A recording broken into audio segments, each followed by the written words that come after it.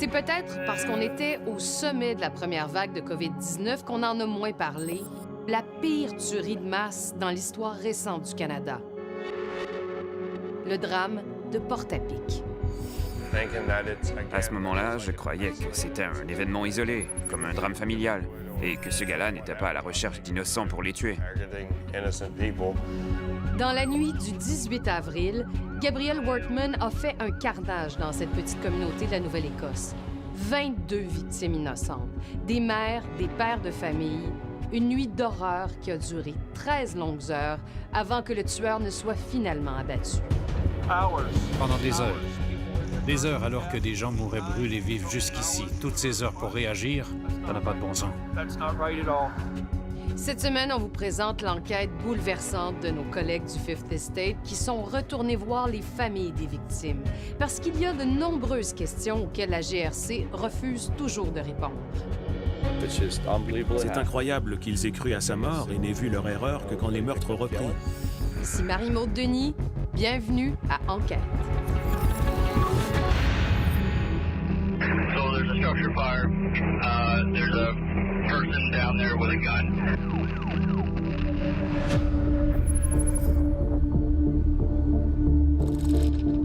Portapique est une communauté tranquille. Nichée sur la côte de la baie de Fundy, c'est la région des chalets de la Nouvelle-Écosse. Mais la nuit du 18 avril, plusieurs incendies sont allumés dans la région. D'abord, il y a eu des coups de feu. Puis, des récits se sont répandus sur Facebook. J'ai des amis dans la région de Portapique. Ils disaient qu'il y avait des flammes plus hautes que la cime des arbres et qu'il y aurait eu des coups de feu. Je n'y ai pas accordé d'importance jusqu'à ce que j'apprenne que ça se passait sur le chemin de Portapique Beach. Portapique, sur le chemin Beach Road, c'est tout près de la maison du père de Tyler Blair, de sa femme Jamie et de leurs 2 jeunes garçons. Leur voisin s'appelle Gabriel Wortman. Wortman est un denturologiste, mais dans le voisinage, il ne passe pas inaperçu, avec ses nombreuses armes à feu et son mauvais caractère. Et cette nuit-là, il va se déchaîner. Je pense que mon père était devant la maison au moment où Gabriel est arrivé. Des voisins ont entendu mon père crier « Qu'est-ce que tu fais avec un fusil ?» C'est là qu'il l'a abattu. Jamie a couru jusqu'à la porte. Elle a fait entrer les enfants dans la maison et a couru avec eux s'enfermer dans leur chambre. Mes 2 petits frères se sont cachés derrière le lit. Jamie s'est plaqué le dos contre la porte, mais il a tiré à travers la porte. Les policiers lui apprendront plus tard que ses parents furent les premières victimes de Wortman. Sa belle-mère était en ligne avec le 911 quand elle a été tuée. Jamie est comme une mère pour moi. Depuis presque 20 ans, c'est une des plus belles personnes qui soit. Après avoir vu leurs parents mourir, les 2 garçons de 10 et 12 ans se cachent dans le garde-robe. Mais ils comprennent que le tireur a commencé à mettre le feu à leur maison. Ils ont senti de la fumée, mais c'était la fumée des coups de feu. Mon petit frère est sorti de la maison et a vu que le tireur avait retiré des bûches du feu et il les répandait partout sur le plancher. Puis, il a ouvert le poêle au propane. Il réalise alors qu'il faut s'enfuir et il s'enfonce dans la forêt, jusqu'à la maison la plus proche, celle de Lisa McCauley et de ses 2 enfants. Lisa est enseignante.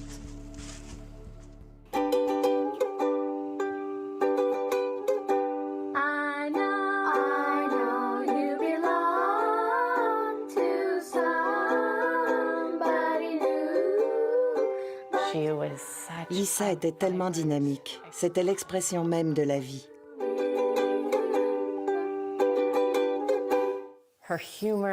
Son humour, sa musique, sa façon de mordre dans chaque moment de la vie. Elle n'avait peur de rien. Elle était une vraie maman ours, prête à protéger et à aider tout le monde. C'est pour ça qu'elle était sortie, quand elle a vu les flammes qui dépassaient la cime des arbres. Elle a vu un agent de la GRC et lui a probablement demandé s'il fallait évacuer et ce qui s'était passé. Et elle a été tuée.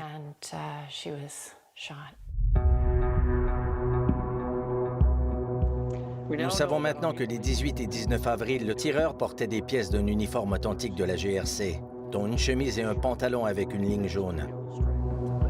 Les jours suivant les événements, la GRC reste aussi stupéfaite que les citoyens ordinaires. Les premiers agents sur les lieux parlent d'une scène de chaos. So there's a structure fire. There's a person down there with a gun. They're still looking for him.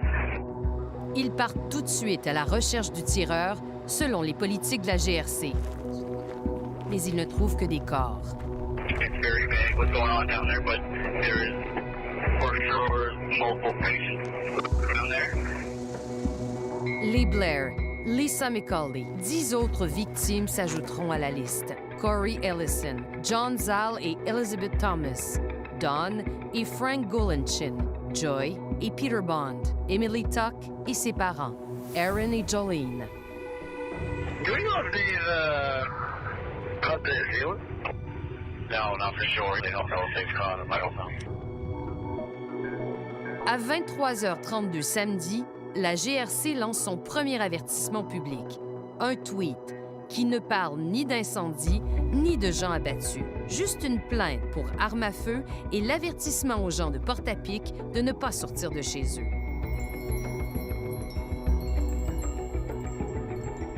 À près de 50 km de Portapique, au nord de la ville de Truro, Nick Beaton et sa femme Christine suivent aussi les événements sur Facebook. On a parlé de ce qui circulait avant de se coucher, puis ça a fini par se calmer. Comme travailleuse en santé communautaire, Christine se rendait souvent dans des régions comme Portapique. Mais cette nuit-là, nul danger imminent ne semblait à craindre.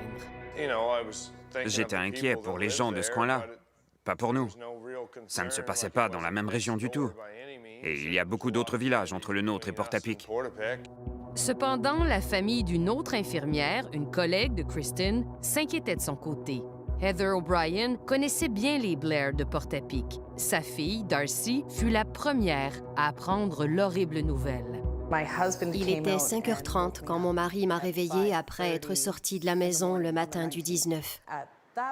On ne savait pas trop encore ce qui s'était passé. J'ai appelé ma mère pour lui dire que Jamie et Greg étaient morts et que je ne savais pas ce qui leur était arrivé. Déjà durant la nuit, la GRC soupçonnait à l'interne que Wortman était un possible suspect.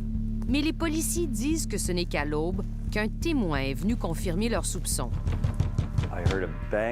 Quelqu'un a frappé à ma porte. C'était la conjointe de Gabriel Wortman. J'ai ouvert, je l'ai fait entrer en vitesse, puis j'ai claqué la porte en la verrouillant.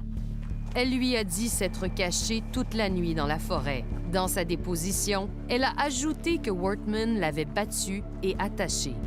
Elle était en crise. Elle n'arrivait plus à tenir en place. Elle a dit « Gabriel est devenu fou ». J'ai dit « Oui, il vient de brûler sa maison ». Elle a paniqué. Je l'ai mise dans la salle de bain et j'ai fait le 911.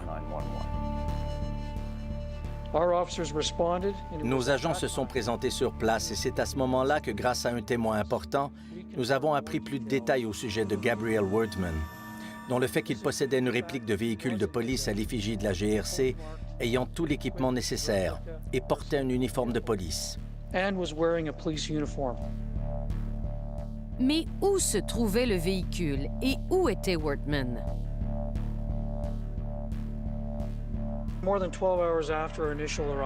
Plus de 12 heures après notre arrivée à Portapique, le service 911 a commencé à recevoir une deuxième série d'appels venant d'un secteur situé à plus de 60 km de Portapique. Ce secteur est la vallée de Wentworth, à 45 minutes de là en voiture. Les appels provenaient d'un autre groupe de chalets et de maisons de campagne, situés sur le chemin Hunter. Mes voisins m'ont texté pour savoir si on avait entendu des coups de feu tôt en matinée. J'ai dit non, mais là j'entends quelque chose. Et à ce moment, il y a eu une énorme explosion. Je leur ai dit, « Mon Dieu, avez-vous entendu ça? Qu'est-ce qui se passe? » Et ils ont répondu, « Ne bouge pas de chez toi, il y a un fou dangereux sur la route. » Des caméras de surveillance sur le chemin Hunter ont capté des images ressemblant à une voiture de la GRC à 6h30 du matin, près de la maison d'Alana Jenkins et Sean McLeod. 3 heures plus tard, lorsque la voiture repart, ils étaient morts. As-tu une idée de la raison pour laquelle il s'en est pris à eux? Peut-être parce qu'ils étaient heureux et que ça le rendait jaloux. Il enviait peut-être leur vie. Je n'en ai aucune idée. C'est la seule explication qui me soit venue. Wortman connaissait Jenkins et McLeod, 2 agents correctionnels. Ils élevaient 2 filles, dont Amelia, 18 ans. Ils étaient vraiment attentionnés, généreux, pleins d'amour, drôles. Leur maison était toujours ouverte.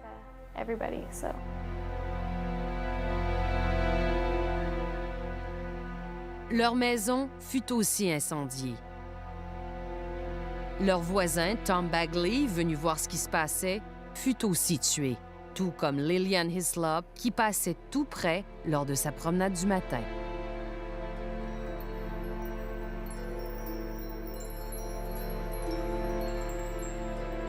Wentworth et le chemin Hunter se situent à environ 40 km du village de Debert.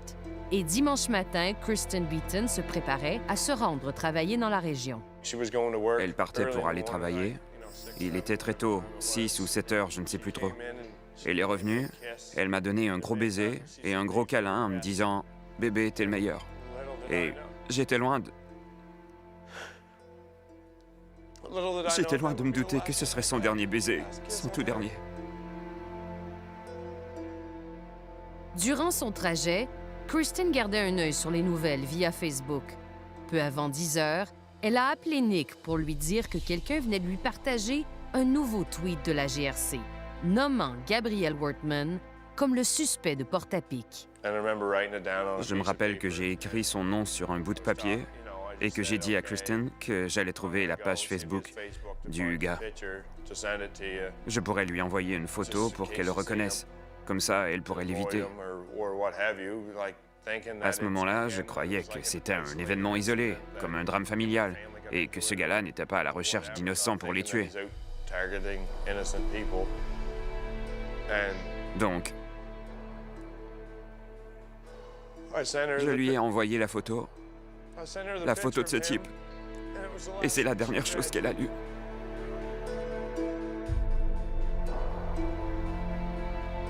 Heather O'Brien était elle aussi sur la route.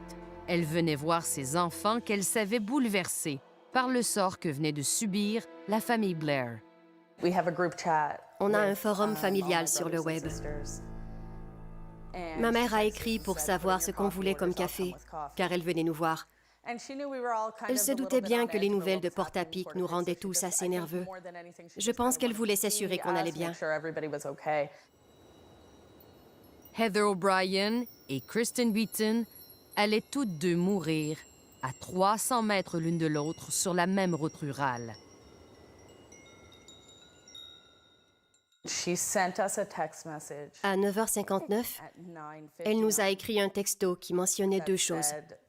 D'abord GRC, puis coup de feu à Debert. Je crois qu'elle s'est retrouvée exactement sur les lieux du meurtre de Kristen Beaton quand il s'est produit. Le meurtrier s'est dit qu'elle avait peut-être été témoin, qu'elle en avait trop vu ou entendu. Elle s'est trouvée au mauvais endroit, au mauvais moment. 12 heures après le premier meurtre, le bilan des morts s'élève déjà à 19 et le tireur déguisé en policier poursuit son œuvre. Il y a 50 kilomètres entre Debert et le secteur de Shubenacadie. Et à nouveau, les caméras de surveillance captent le trajet de Wortman. Lors d'un arrêt, il retire tranquillement sa veste avant de continuer. Des témoins commencent à signaler avoir vu le suspect. Comme la GRC n'avait pas bloqué les routes durant la nuit, elle décide d'envoyer des agents placer des barrages routiers. Les agents Chad Morrison et Heidi Stevenson doivent se rencontrer pour aller en installer un. Les agents se parlaient sur les ondes de leur voiture. Un véhicule ayant toutes les apparences d'une voiture de la GRC s'est approché de celui de l'agent Morrison, qui a cru qu'il s'agissait de l'agent Stevenson. C'est plutôt le tireur qui était au volant de cette voiture. Il s'est immobilisé à côté du véhicule de l'agent Morrison et a immédiatement fait feu. Morrison survit à l'attaque. Ce n'est pas le cas pour Stevenson. Quelques minutes plus tard, Wortman emboutit sa voiture, puis lui prend son arme de service et la tue. Il tue aussi Joey Weber, qui croyait secourir des accidentés, puis il incendie toutes les voitures. We're just overhead of vehicle fire at the exit on Highway 2. Actually, it looks like might be a police car involved. There's other police vehicles there. He just killed a real cop right in front of us. Oh my God. Oh God. La dernière victime du tueur fut Gina Goulet, une collègue denturologiste qui habitait dans le secteur. Après l'avoir assassinée, Wortman a volé sa voiture et a roulé 21 km avant de manquer d'essence. Ce fut uniquement à ce moment, et seulement parce que l'escouade tactique de la GRC avait aussi décidé d'arrêter à cette station-service pour faire le plein, que la folie meurtrière a finalement cessé. Lorsque l'agent est sorti de son véhicule, il y a eu une altercation entre lui et le tireur, et celui-ci a été abattu. Roger, we have reports of the suspect down at the Enfield Big Stop.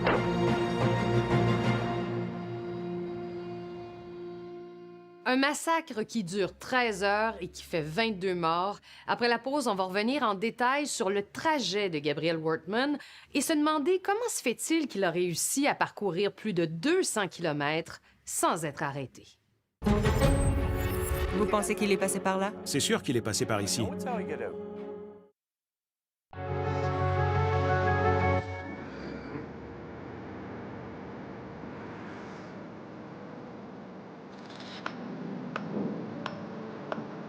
7 mois après les meurtres de 22 Néo-Écossais, le deuil se poursuit.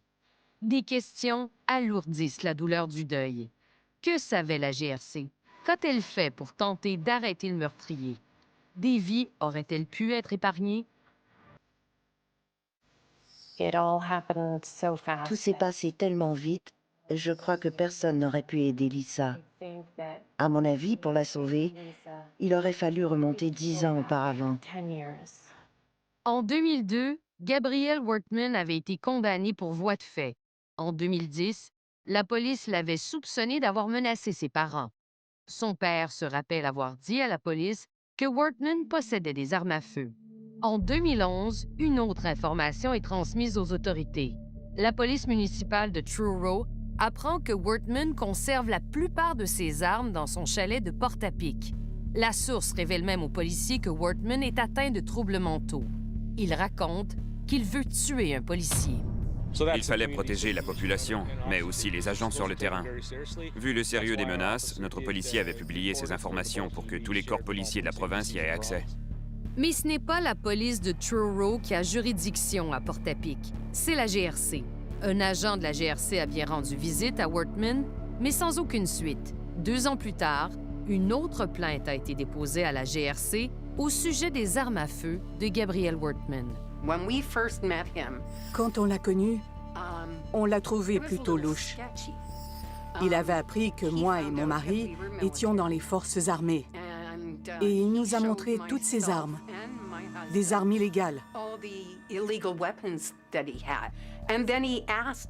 Et en plus, il nous a demandé si on pouvait lui procurer des armes et des munitions militaires. Nous lui avons dit « Non, vous n'avez pas le droit. C'est illégal. » Madame Forbes a informé la GRC au sujet des armes et a aussi déclaré que Wortman battait sa conjointe. Vous ont-ils dit qu'ils enquêteraient? Ils n'ont pas dit qu'ils ouvriraient une enquête, mais qu'ils allaient suivre le dossier. Et ils ont ajouté qu'ils ne pourraient sans doute rien faire, parce que je ne leur avais pas fourni de preuves qu'ils possédaient bel et bien ces armes, comme des photos. Les Néo-Écossais ont de nombreuses questions sur les événements et pourquoi ils ont eu lieu, sur les gestes posés et sur ceux qui ne l'ont pas été. Soyez certains que nous partageons ces questions et cette enquête entend bien y répondre. Depuis le drame, peu de réponses sont venues de la GRC. La plupart des informations ont été soutirées à la GRC en cours par les médias. Mais elles ont aussi été obtenues par les familles des victimes qui ont mené leurs propres enquêtes. J'ai bien l'impression que la GRC ne souhaite pas que l'on fasse toute la lumière sur ce qu'elle a fait et sur sa réaction au moment de la tragédie. Pourquoi ne pas faire toute la lumière? Je pense que ça la mettrait dans l'embarras. Par exemple, la GRC refuse toujours de donner le nombre exact d'agents envoyés sur le terrain à Portapique au tout début du déploiement policier, ainsi que l'heure d'arrivée des renforts. Mais elle maintient que les premiers répondants étaient des héros qui ont immédiatement confronté la menace. Comme ils l'ont appris pendant leur formation, ils avaient pour objectif de trouver et d'arrêter la menace. C'est ce que les premiers intervenants de la GRC ont tenté de faire. Mais un témoin révèle n'avoir aucune preuve d'une telle intervention, sauf à l'arrivée de l'équipe d'urgence venue d'Halifax, 2 heures après le début du drame. Selon les témoins, la première intervention de la GRC n'impliquait que 3 voitures de police, toutes stationnées au bout de la route. À mon avis, à ce moment-là, les agents tentaient de sécuriser la scène du crime. Ils ne cherchaient pas à neutraliser le tireur. Et ça aurait pu sauver des vies. D'autres citoyens ont aussi eu la même impression. Je suis resté caché dans la forêt 4 heures à geler, les yeux au ciel, cherchant des lueurs de gyrophares qui ne sont jamais venues. Jamais. Pendant des heures. Des heures alors que des gens mouraient brûlés vifs jusqu'ici. Toutes ces heures pour réagir, ça n'a pas de bon sens. Souvenez-vous de ces 2 enfants qui ont vu leurs parents se faire abattre devant eux. Ils ont gardé leur calme et sont restés à l'abri. Ils ont pu prendre la fuite à travers la forêt jusqu'à la maison voisine. Ils sont entrés s'y cacher avec les 2 jeunes enfants de Lisa McCulley. Ils se sont cachés au sous-sol et ont appelé le 911. Ils ont parlé avec les enfants, les ont aidés à garder leur calme et leur ont donné un mot de passe. Ils leur ont dit de sortir de la maison juste si quelqu'un leur disait ce mot de passe. Mais pour eux aussi, le temps s'est affreusement allongé, de plus de 2 heures. On ne devrait pas laisser 4 jeunes enfants tout seuls pendant 2 heures quand un fou dangereux se promène tout près de là avec un fusil.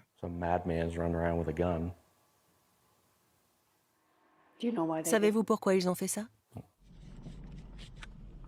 Des membres de la famille McCulley disent que la GRC leur a assuré qu'au moins 6 agents étaient postés autour de la maison pour protéger les enfants.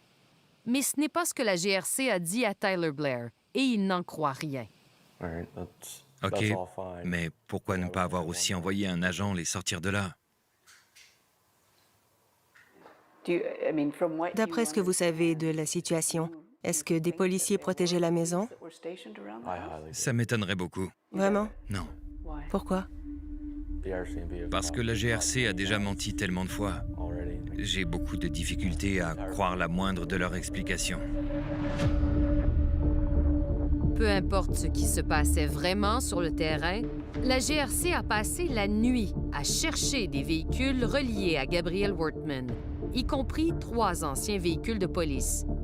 À l'aube, les 3 véhicules étaient retrouvés et la GRC a fait une grave erreur. Ils ont conclu que Wortman était mort, qu'il s'était suicidé et que son corps se trouvait dans un de ses bâtiments. Une source à la GRC a confirmé l'information. On a même été jusqu'à renvoyer certains agents chez eux. Ce n'est qu'après que la GRC a appris l'existence d'une quatrième voiture. Elle ignorait autre chose d'essentiel. Portapique avait une sortie secrète, un chemin de terre longeant un champ de bleuets. Vous pensez qu'il est passé par là? C'est sûr qu'il est passé par ici. La GRC a présumé qu'il s'était suicidé, si ça leur faisait plaisir de le croire. Mais sinon, cette route était sa seule façon de s'enfuir. Et tout le monde ici connaît cette route. Mais la GRC ne s'est pas renseignée cette nuit-là, selon lui. Qu'auriez-vous dit aux agents? Qu'il était sorti par ici. C'est incroyable qu'ils aient cru à sa mort et n'aient vu leur erreur que quand les meurtres ont repris. Il aurait pu s'enfuir, quitter le pays et profiter de la situation. Mais il s'est plutôt déplacé à sa guise durant 13 heures, passant même la nuit dans un parc industriel, au nez et à la barbe des policiers avant de reprendre la route. J'ai grandi ici, je sais qu'il y a très peu de points d'entrée ou de sortie. Ils auraient pu bloquer les routes, ils n'ont rien fait. Aucun barrage. Ça aussi, je n'y comprends rien. Un seul barrage entre Wentworth et Glenholm l'aurait empêché de se rendre à Wentworth. Ils auraient pu l'arrêter avant qu'il ne commette ses meurtres, le 19. Des voitures de police auraient dû couvrir toute la région. Il fallait prévenir les corps de police locaux, mais comme rien n'a été fait, il n'a pas été arrêté à Truro. Mais le chef de police de Truro n'a rien su, jusqu'à la semaine suivante. Ça ne s'est pas passé sur notre territoire, mais juste à côté. Évidemment, la sécurité de la population est notre priorité, ainsi que celle de nos agents. Donc, toute information qu'on aurait pu nous transmettre aurait été précieuse. Dimanche matin, la police de Truro rappelle des policiers supplémentaires pour aider la GRC. Celle-ci refuse l'offre de Truro, tout comme celle de la municipalité voisine. La GRC choisit de faire appel à des renforts à l'interne, venus des postes d'Halifax et de Moncton, situés à 1h30 de route. Un tel nombre de policiers convergeant de l'extérieur vers Portapique rend la communication très complexe, jusqu'à presque devenir fatale dans le canton voisin d'Onslow. Voyant que Wortman a fui Portapique, la GRC transmet à tous les services de police un avis de recherche concernant une fausse autopatrouille. Alors qu'un policier monte la garde devant la caserne des pompiers d'Onslow, une autre voiture de la GRC approche. Après quelques minutes, c'est la fusillade. Quand j'ai entendu les coups de feu, j'étais juste ici, en avant. Quelqu'un est entré en criant « Cachez-vous! Tout le monde à terre! Il y a des coups de feu! » Les deux policiers sont sortis de la voiture en courant. Il y en a un qui s'est caché dans le fossé et l'autre derrière les poubelles. De l'autre côté de la rue, Sharon McClellan est horrifiée de voir les agents du nouveau véhicule se mettre à tirer. Ils se sont mis à tirer. J'ai commencé à paniquer parce que je croyais que le tireur était là. Mais il n'y avait pas de meurtrier. Je ne comprenais plus rien. Le policier dans son auto a levé les mains. On voyait qu'il voulait dire « Ne tirez pas, je suis un policier ». J'ignore le type d'arme qu'ils avaient, mais ils ont fait plus de 32 trous dans la caserne. C'était le chaos total. Vous venez de voir qu'il y a eu des problèmes de communication entre les policiers sur le terrain cette nuit-là. Après la pause, vous allez voir comment la GRC a négligé de donner des informations cruciales à la population, des informations qui auraient pu sauver des vies. Si la GRC nous avait dit ce qu'elle savait dès 11h samedi soir, Kristen n'aurait jamais pris la route. Elle serait restée à la maison.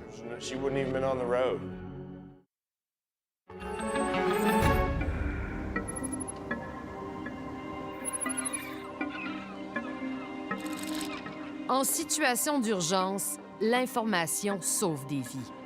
Lors de cette terrible fin de semaine d'avril, où 22 Néo-Écossais allaient perdre la vie, la GRC n'a pas émis d'alerte de sécurité provinciale.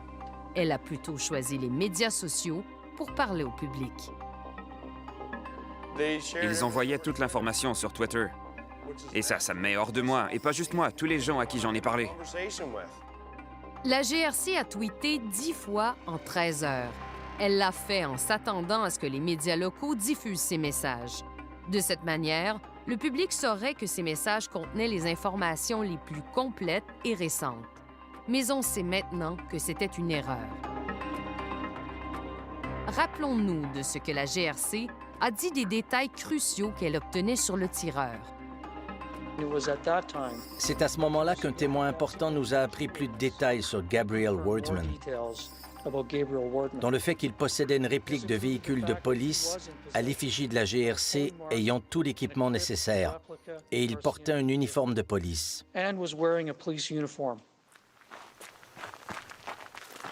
La GRC dit que cette information lui est venue de la conjointe de Wortman après qu'elle soit sortie de sa cachette dimanche matin.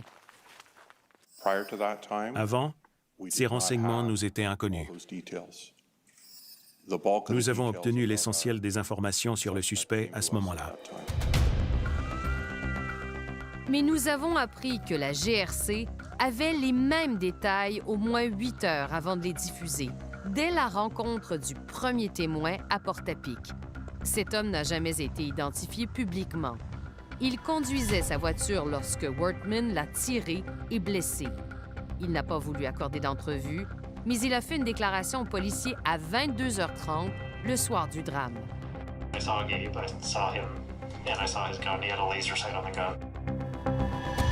Sur cet enregistrement obtenu par le Fifth Estate, il explique à un détective privé ce qu'il a dit aux policiers. He had a RCP officer, or RCP car. I knew he had those cars, but I'd never seen them badged. Le lettrage rendait la voiture identique à une autopatrouille. It was a replica RCP car. Right away, I grabbed his radio and radioed exactly what I told him. But he did radio that right away to somebody. Il semble que ce témoin était crédible pour la GRC, parce qu'un rapport de police interne, à 1 heure du matin, identifie Wortman comme le suspect et le lie à une vieille voiture de police blanche. 7 heures plus tard, une mise à jour la décrit comme une voiture de police complètement lettrée et donne son numéro. Mais ce qui est aussi important, c'est qu'il est précisé que Wortman pourrait se trouver n'importe où dans la province. Environ à la même heure que ce rapport interne, la GRC envoie un nouveau tweet. Un tireur actif est à l'œuvre, mais le danger est circonscrit à Portapique. 50 minutes plus tard, un autre tweet identifie Wortman sans mentionner où il se trouverait. La GRC ne partage aucune des autres informations reçues durant la nuit. J'ai lu et relu tout ce que la GRC a publié. Elle n'a jamais dit qu'il portait un uniforme ou qu'il conduisait une voiture de police. Si la GRC nous avait dit ce qu'elle savait dès 11 h samedi soir, Kristen n'aurait jamais pris la route. Elle serait restée à la maison. Pour Heather O'Brien, cette information est venue trop tard. C'est après la mort de maman qu'ils ont publié l'information qu'il était dans la région de Glenholm. C'est après sa mort qu'ils ont dit qu'il conduisait une voiture de la GRC. C'est après, tout ça après. Et la GRC savait déjà tout ça? Depuis des heures. La veille, en fin de soirée? Oui. O'Brien et Beaton ont été assassinés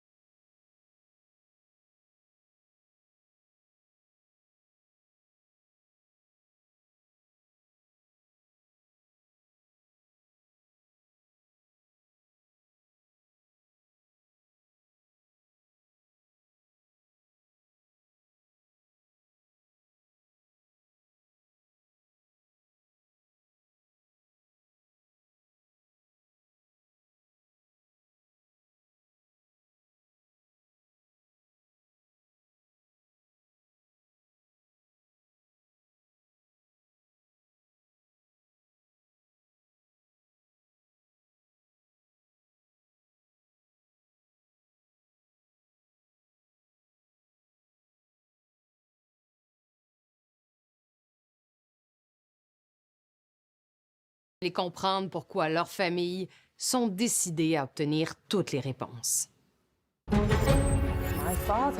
Mon père a retrouvé des douilles dans l'habitacle. Ils n'ont jamais nettoyé la voiture. Il restait encore des lambeaux d'ailes dans la voiture quand ils nous l'ont rendue.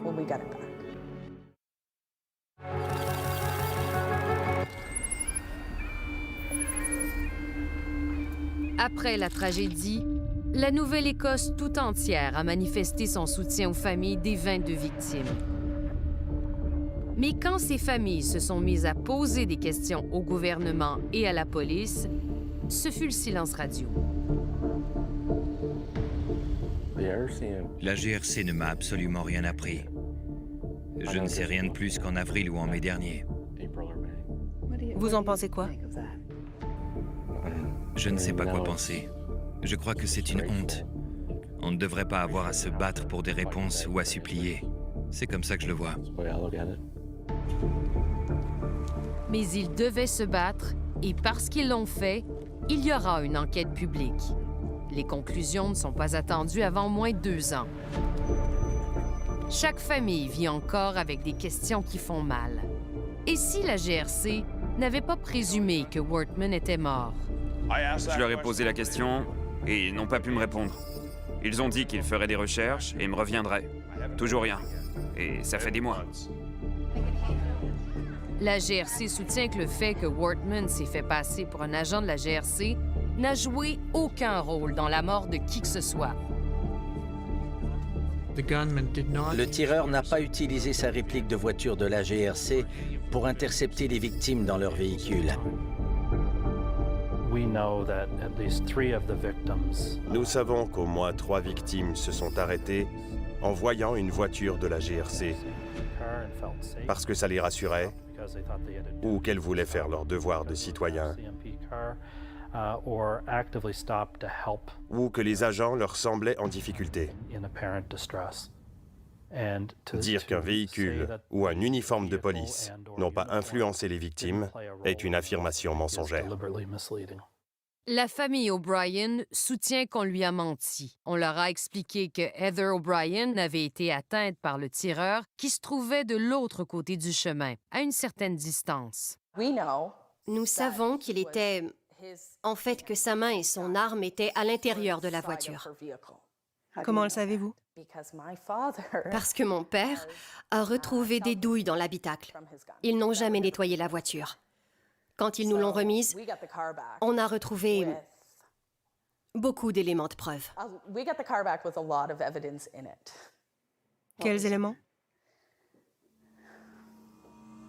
Il restait encore des lambeaux d'ailes dans la voiture quand ils nous l'ont rendue.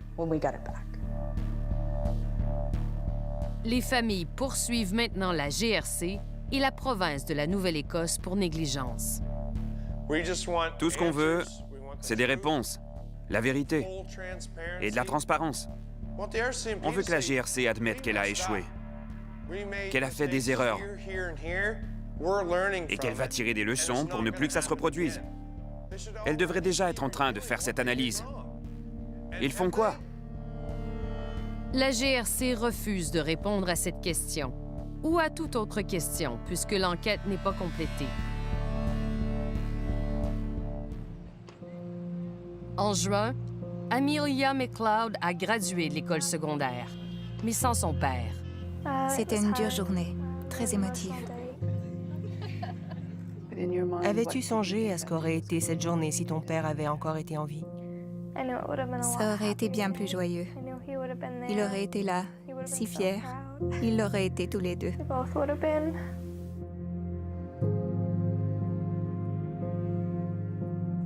Que dirait votre mère devant une telle situation? Comme je le dis souvent, si la même chose s'était passée pour moi, une de mes sœurs, mon frère ou mon père, elle en aurait fait autant, sinon plus. Elle ne se serait pas contentée de demi-mesures. Elle aurait exigé la vérité. Elle aurait été bien pire que moi. Les gens trouvent que j'en fais trop, que je prends de la place. Mais les agents de la GRC auraient été terrorisés de la voir débarquer. Elle n'aurait jamais accepté de se faire dire non. Ouais. Vous dirigez l'entreprise familiale maintenant? Oui, c'était prévu que je prenne la relève, mais pas si vite ni de cette façon. Et maintenant, vous prenez soin de vos frères? Oui, Quel âge avez-vous? 27 ans. Tout ce poids sur vos épaules à 27 ans? Ouais. Je fais ce que j'ai à faire, ce que mon père voudrait que je fasse. Je pourrais pleurer et ne rien faire, mais ce n'est pas ce que Kristen voudrait. Ou je peux me battre. Je ne vais pas m'arrêter. J'ai tenté de faire une pause pour guérir, pour encaisser tout ça, mais ce n'est pas moi. Je veux des réponses. J'ai dit, assez, c'est assez. Je suis prêt à me battre.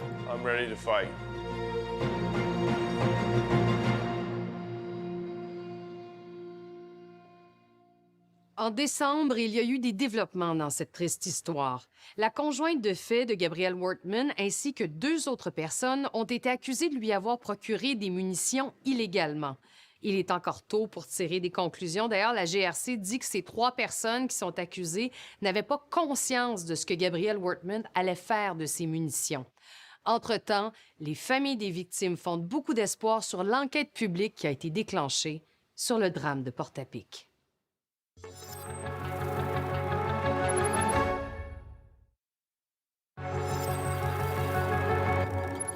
J'espère que vous avez été touchés par le reportage de ce soir. Au nom de toute l'équipe, merci beaucoup d'avoir été là.